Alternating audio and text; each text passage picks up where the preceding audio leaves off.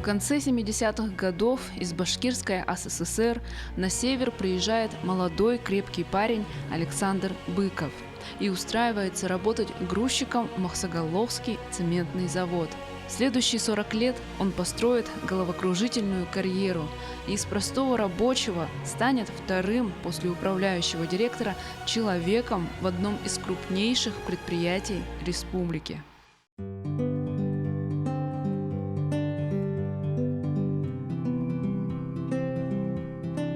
Александр Быков родился в башкирском селе Березовка, в 90 километрах от Уфы. Родители работали в местном спиртовом заводе. Это было градообразующее предприятие, ровно как для Махсагалоха цементный завод. Окончив школу, юный Александр поступает в техническое училище. Затем пару лет работает в химическом заводе, после его забирают на 3 года в армию служить на подлодке.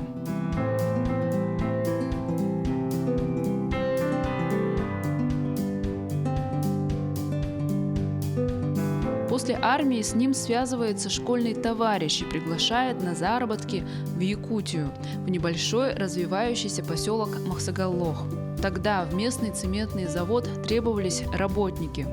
Недолго думая, Александр соглашается и в апреле 1979 года отправляется в неизвестный северный край. Первая его работа на заводе – грузчик в цехе упаковки. При этом заработная плата здесь оказывается очень даже достойной, по крайней мере по сравнению с последним его местом работы в Башкирии. Я здесь когда приехал, сразу получал без надбавок 420 рублей, то есть это примерно как директор зарплаты завода. Ну, немножко, конечно, поменьше. То есть тут зарплата была в 2 раза больше? Очень, в 2 раза больше. А то даже почему в 3. Когда с надбавки я даже в 4 раза был больше. Я получал в хорошие времена, но там все зависело, я здесь, зависело от моих рук, от моего здоровья. Я получал до 1000 рублей в месяц, представляете? Это было очень много, когда «Жигули» стоили 5500, «Волга» там, ну, в сравнении, я автомобилист, мне это более сравнительно, билеты стоили копейки, вот как бы вот так. Через месяц после приезда в Якутию коллеги позвали новенького на весеннюю охоту. Александр, будучи уже начинающим охотником, с радостью соглашается. Именно на охоте он окончательно и бесповоротно влюбляется в суровую, но потрясающе красивую природу северного края. Я работал грузчиком, а мы как делали, мы 4 по столам работали, то есть мы должны в смену были сделать 100 тонн, 500 тонн в смену, на 4 120-105 тонн. То есть 2 человека кидают, укладывают, и 2 человека отдыхают по полчаса. Мы решили с другом, давай до обеда откидаем и с обеда уйдем на охоту. Ну, договорились. Откидали, ушли и как бы... Совмещались работу? Да, конечно, на Черную речку, километров 10 тут пешком, рюкзаки, палат, как бы, ну, тогда молодые были, как бы. Осознав, что Якутия – это надолго, Александр решает перевести семью. В сентябре этого же года с Башкирии приезжают жена и 11-месячный сын. Первое время молодая семья переселенцев проживает в закутке в автотранспортном цеху завода. То есть там где-то метров, наверное, 40 на 20 красный уголок, там стояли шкафчики, 2 кровати, ну как бы вот так. Тут же и водители переодевались, тут же диспетчерская была, ну как бы, ну вот пожил где-то месяца 3 я там прожил с семьей. Проблемы, конечно, были, шумно было, ну ничего, вроде бы как прожили. Потом получил квартиру однокомнатную и уже с жильем у меня проблем вообще не было.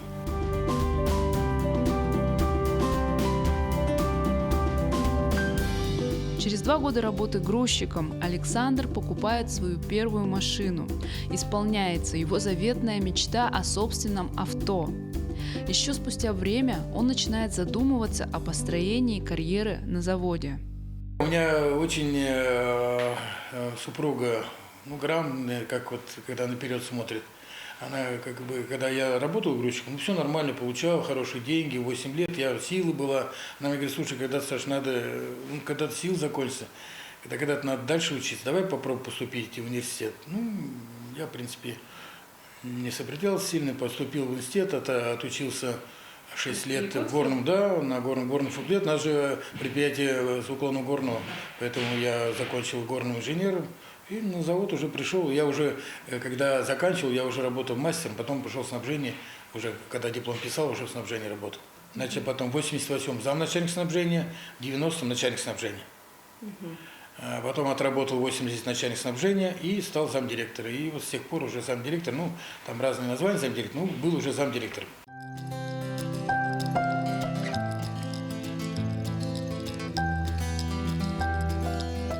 С нынешним управляющим директором Якутцемента Алишей Мамедовым Александр Быков познакомился при экстренных обстоятельствах. У супруги Алиши Мамедова начались схватки, и нужно было срочно ехать в роддом. Молодой отец в срочном порядке искал автомобиль, и тогда его выручил Александр Быков. Кстати, Алиш Мамедов сам родом из солнечного Азербайджана и прибыл работать по распределению на якутский завод в один год с Александром Быковым. Сейчас они вдвоем стоят у руля цементного производства, являются хорошими друзьями и членами одного охотничьего клуба. Он такой же, как я. Также сегодня разбуди, ружье и пошли. Он такой же. У нас, я говорю, охотничий клуб, в том числе и он. У нас и гараж свой, машины свои купили. Каждый год мы собираем деньги, складываем, ну, чтобы это, там же питание, что-то покупать надо. Как бы, и каждый раз, вот только приехали, вот, открытие, на утку открывали, вот приехали, но, правда, директора не было. До этого ездили на рыбалку, как бы. То есть у нас свободного времени практически нет. Мы в основном в тайге или на рыбалке, или на охоте. В целом в Якутцемент в 70-е и 80-е годы приехали работать очень много людей из других регионов и стран. Тут даже сложились свои династии. Например, династия Челиковых. Мой отец родом из Тамбовской области, мама из Бурятии. Встретились они в Ангарске на цементном заводе. Потом в 1971 году отец приехал, в конце 70-го приехал сюда. В 1971 году приехала сюда мама. Вот, отец мой на этом заводе отработал 43 года, сейчас на пенсии. У истоков. Он практически в 1971 году запускалась печь, он уже работал на заводе. Вот 43 года он отработал. Его родная сестра работала на этом заводе, на первом производстве, вот Демушкина Валентина Михайловна. Она тут, ну, также из Тамбовской области. Родной брат работал здесь на упаковке. Поэтому завод интернациональный, ну, весь бывший Советский Союз. Если взять, это Бурятия, это Красноярский край, это Новосибирская область, Украина, очень много с Украины здесь работало людей. Вот. И в принципе интернациональный коллектив до сих пор. Тут очень много династий. Получается, вы продолжатель династии работников. Ну да, сейчас работаю на заводе я, и работает еще, у меня 5 родных сестер, из них 4 работают на заводе. Елена Крючкова, заместитель управляющего директора по строительству, прибыла в Якутию вслед за супругом якутянином. С ним она познакомилась во время учебы в Хабаровске, а в 1986 году впервые ступила на якутскую землю. Честно говорю, адаптация проходила очень тяжело, потому что я всю жизнь прожила в городе, и когда я в начале мая приехала из Хабаровска, в моем арсенале были туфли на шпильках, а я увидела лед под зданиями, грязь. Это как бы столько лет назад, 33 года назад поселок не был таким благоустроенным. Вот, конечно, это было некомфортно. Вот именно вот в этом плане было очень некомфортно. Ну, все меняется. Во-первых, человек привыкает. Во-вторых, поселок намного похорошел усилиями людей, которые стремились сделать его лучше, и лучше его сделали.